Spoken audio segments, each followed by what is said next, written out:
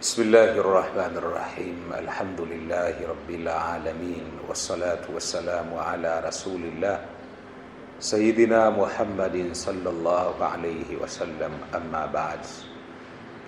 Ndugu mpenzi mtazamaji, karibu sana katika chaneli yako pendwa, chaneli ya TBC1, tukiwa sambamba kwa ajili ya kukuletea mafunzo mbalimbali yanayohusu funga yetu ya Ramadhani, hususa katika hiki kipindi chetu, kipindi ambacho Mwenyezi Mungu Subhanahu wa Ta'ala amekileta kwetu kikiwa ni kama msimu.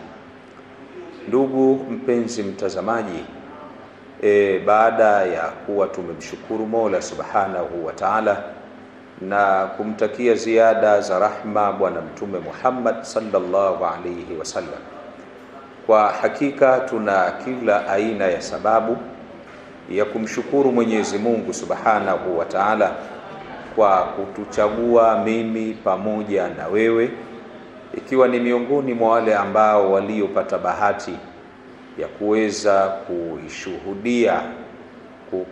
kushuhudia mwezi huu wa Ramadhani. Wengi walimuomba Mwenyezi Mungu Subhanahu wa Ta'ala awafikishe katika mwezi mtukufu wa Ramadhani, na kwa mapenzi yake Mwenyezi Mungu, hatusemi kwa bahati mbaya, bali kwa mapenzi yake Mwenyezi Mungu Subhanahu wa Ta'ala hakuwafikisha Ramadhani. Na yawezekana mimi na wewe tukawa si katika hao tuliopeleka maombi kwa Mwenyezi Mungu Subhanahu wa Ta'ala, lakini kwa mapenzi yake Mwenyezi Mungu Subhanahu wa Ta'ala ametufikisha katika mwezi huu mtukufu wa Ramadhani. Kwa hili hatuna budi kusema alhamdulillahi rabbil alamin. Ndugu yangu katika iman, sasa kuwa tayari kwa ajili ya kupokea ukumbusho ambao ni vyema kila mmoja wetu akawa yuko nao katika mwezi mtukufu wa Ramadhani. Ikumbukwe kuwa funga ni ibada, na ikiwa funga ni ibada, basi ina taratibu maalum. Kila jambo lina taratibu, kila jambo lina sheria zake, na kila jambo lina miko yake, ili liweze kuthibiti na kupatikana yale yanayokusudiwa katika hilo jambo husika.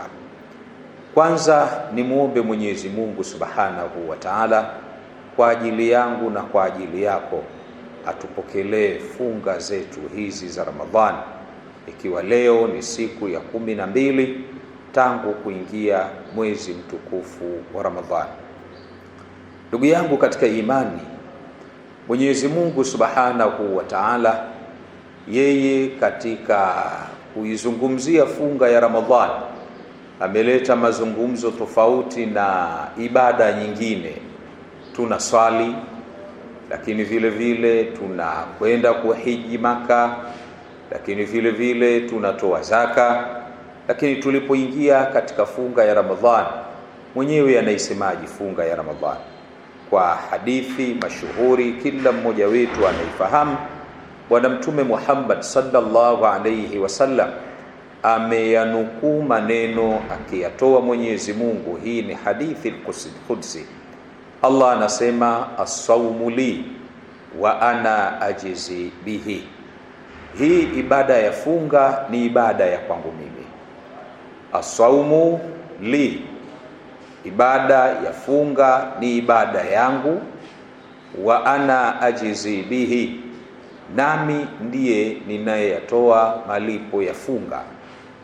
Kupitia hadithi hii muumini anaweza akatengeneza swali, kuna haja gani Mwenyezi Mungu Subhanahu wa Ta'ala ya kujihusishia ibada ya funga, hata aseme ibada ya funga kuwa ni ya kwangu, nami ndiye ninayetoa malipo ya funga, ikiwa kila mmoja anafahamu ibada ya funga ni ya Mwenyezi Mungu na ibada nyingine zote tunafahamu kuwa ni za Allah.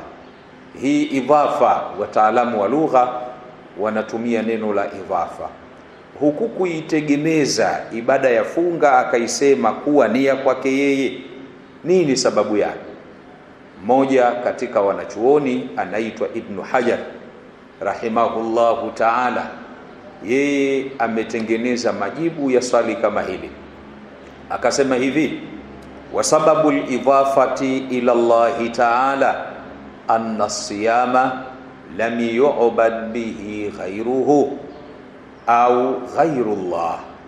Sababu ya kutegemeza ibada ya funga kuwa ni ibada ya Mwenyezi Mungu ni kwa kuwa hii ibada ya funga haikuwahi kutokea kuabudiwa kwa ibada hii asiyekuwa Mwenyezi Mungu Subhanahu wa Ta'ala. Tofauti na ibada nyingine watu walikuwa wakizifanya mlengwa akiwa si Mwenyezi Mungu, lakini ibada ya funga hii imekuja special kabisa, mlengwa wake akiwa ni Mwenyezi Mungu Subhanahu wa Ta'ala. Hali ikiwa ndiyo hiyo, basi ni vyema kila mmoja wetu ikawa anajikagua na anajitafakari katika hizi siku 12 ambazo yeye amebahatika kushuhudia mwezi wa Ramadhan na akiwa amevaana na ibada ya funga, awe kama mkulima. Desturi ya mkulima, kila anapopiga hatua huwa anageuka nyuma na kutazama eneo alilolilima. Je, amelilima kwa usahihi au amefukia? Lengo nini? Asije akakumbuka kwamba hakulima sahihi katika kipindi ambacho muda wa kulima utakuwa umeshamalizika. Wenzake wanaingia kuyavuna yale, wanaingia kupanda katika ardhi waliolima, yeye akakuta muda huo anautumia katika kuondoa majani ambayo yaliyokuwa yameota. Kwa hiyo nasi tukitumie kipindi hiki katika kukagua ngwe ambayo tumeshaipita ya siku 11 na leo ni siku ya 12. Hivi tulivyokuwa tunafunga sisi ndivyo alivyotuelekeza Bwana Mtume Muhammad sallallahu alayhi wasallam, au tulikuwa tunaishi na kushinda bila ya kunywa maji, au tulikuwa tunaishi na kushinda bila ya kula chakula na kuwakimbia wake zetu ambao ni halali yetu? Tunajaribu kuyakumbusha haya kwa sababu funga ziko za sampuli mbili. Kuna saumun dhahirun wa saumun batinun. Kuna funga ya dhahiri. Funga ya dhahiri ni ile funga ya mtu ikawa ameacha kula, ameacha kunywa, amemkimbia mke wake. Hii ni funga ya dhahiri ambayo akthari yetu tunadhani kuwa ndiyo funga kusudiwa hasa. Na funga hii ya kuwa chakula na kunywa, sikukuu yake ni baada ya kumalizika mwezi mtukufu wa Ramadhani. Kila mmoja sasa anakuwa huru, ameruhusiwa kula, ameruhusiwa kunywa, ameruhusiwa kukutana na mkewe katika kipindi chochote kile. Lakini kuna funga nyingine, ni funga ya ndani. Funga ya ndani, funga ambayo ndiyo hasa anayoikusudia Mwenyezi Mungu Subhanahu wa Ta'ala, na ndiyo hasa anayoikusudia Bwana Mtume Muhammad sallallahu alayhi wasallam, inaitwa funga ya ndani. Funga ya ndani ikoje hiyo? Batinu sawm alkafu fi dunya amma siwa Allahi Subhanahu wa Ta'ala. Tulipokuwa tunazungumzia funga ya dhahir, ilikuwa ni alkafu anil mat'umati wal mashrubat. Unajifunga kujizuia kula, unajifunga kujizuia kunywa, unajifunga kujizuia na mambo ambayo yanaweza yakafika tumboni yakakufungulisha na kukuharibia funga. Lakini funga ya batin ni kujizuia na kila kitu ambacho kinaweza kikaharibu mahusiano yako wewe na Mola wako Subhanahu wa Ta'ala. Katika funga hiyo mtu analazimika au hifadhi kichwa chake, wama hawa, na kile ambacho kichwa kimekusanya, kwa maana ahifadhi macho yake, kutazama vilivyokuwa vya haramu, ahifadhi masikio yake kuyasikiliza yaliyokuwa ya haramu, ahifadhi kinywa chake kutamka yasiyompendeza Mwenyezi Mungu Subhanahu wa Ta'ala. Lakini siyo hivyo tu, ahifadhi tumbo lake kuingiza vilivyokuwa vya haramu, lakini vile vile aihifadhi tupu yake kumwendea mwanamke kinyume na taratibu ambazo alizolielekeza Bwana Mtume Muhammad sallallahu alayhi wasallam. Na hiyo ndiyo funga yenyewe hasa, na ndiyo maana Bwana Mtume Muhammad sallallahu alayhi wasallam katika maelekezo yake aliwahi kusema hivi: man lam yada qawla zur wala amala bihi falaysa lillahi haja fi an yada ta'amahu wa sharabahu. Yawezekana ikawa mtu amefunga kwa maana hali, kwa maana hanywi, kwa maana amekwepa mke wake min tulu'i alfajiri ila ghurubi shamsi, na akajihesabu kuwa yeye amefunga na akajiweka katika kundi la wanaosubiria malipo mazuri mbele ya Mwenyezi Mungu Subhanahu wa Ta'ala. Lakini mtu huyu ikawa anafungulia katika kuzungumza maneno ya haramu katika vijiwe vyenye kazi ya kuwateta watu, ikawa ndiyo jublesi yake, katika maeneo ya kuhakikisha anasengenya watu, ikawa ndiyo vijiwe vyake. Lakini sio hivyo tu, mpaka futari yake ambayo anayotegemea jioni kufuturu anaipata katika njia ya haramu. Lakini sio hivyo tu, na kupanga mipango mingine mbalimbali inayomuudhi Mwenyezi Mungu Subhanahu wa Ta'ala. Mtume Muhammad sallallahu alayhi wasallam hamuhesabu mtu huyo kuwa yumo ndani ya funga, ingawaje kwamba ameshinda bila ya kula, ingawaje kuwa ameshinda bila ya kunywa.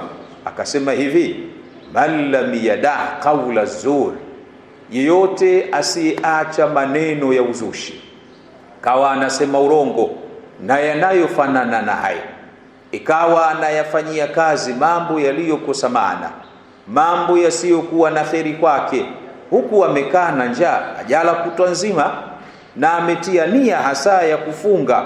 Mwenyezi Mungu Subhanahu wa Ta'ala amemtamkisha mtume wake Muhammad sallallahu alayhi wasallam aseme kwamba mtu huyo falaisa lillahi haja, Mwenyezi Mungu hana shida yeyote kwa mtu huyo, fi an yada ta'amahu, ya kukiacha chakula chake, wa sharabahu, na kinywaji chake. Ukiyatazama vizuri maneno haya utakuja kupata natija. Kumbe kinachokusudiwa katika hii funga, kwanza uelewe funga ni kitu kinachoitwa ar-rabbaniya. Funga ni ibada inayonasbikiana na Mola Subhanahu wa Ta'ala. Ikiwa ni ibada inayonasbikiana na Mwenyezi Mungu, mantiki yake ni nini? Unatakiwa wewe katika kile kipindi chako chote cha funga uwe unamrakibu Mwenyezi Mungu Subhanahu wa Ta'ala. Utakapokusudia kutaka kusema neno, kabla halija kutoka, jiulize mara 2 mara 3, hili ninalotaka kulisema, kwa sababu nimeshajisogeza mbele ya Allah Subhanahu wa Ta'ala, nimefunga mimi, hili ninalotaka kulisema Mwenyezi Mungu analiridhia? Lakini ninataka kufuturu mimi, hiki ambacho ninachokikusudia kiwe ndiyo futari yangu, Mwenyezi Mungu Subhanahu wa Ta'ala anakiridhia? Ikiwa sura ndiyo hiyo, basi hakuna mushkili, unakwenda sambamba na taratibu na miongozo ya Bwana Mtume Muhammad sallallahu alayhi wasallam. Lakini ikiwa wewe funga yako ni tu umekaa bila ya kula, umekaa bila ya kunywa, alafu mengine yote ukawa umefungulia katika kumwasi Mwenyezi Mungu, unaongoza hivi hapa ulipo, unazihisabu siku za Ramadhani, huku ukiwa unaziombea ziende haraka haraka umalize Ramadhani ili ujifungulie katika maasiya, basi mtu kama wewe Mtume Muhammad sallallahu alayhi wasallam anasema falaisa lillahi haja fi an yada'a ta'amahu wa sharabahu, Mwenyezi Mungu hana shida ya mtu kama huyu akimbie chakula chake. Ni bora hata angekuwa anakula chakula chake, ni bora hata angekuwa anaendelea na kinywaji.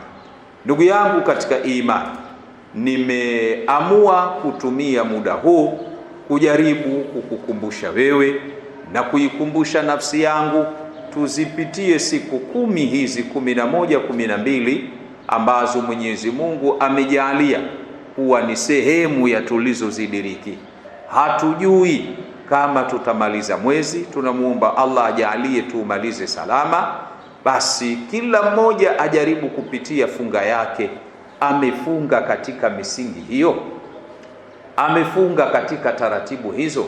Ikiwa hali ndiyo hiyo, ahlan wa sahala. Tunamuomba Mwenyezi Mungu Subhanahu wa Ta'ala atutakabalie funga yetu.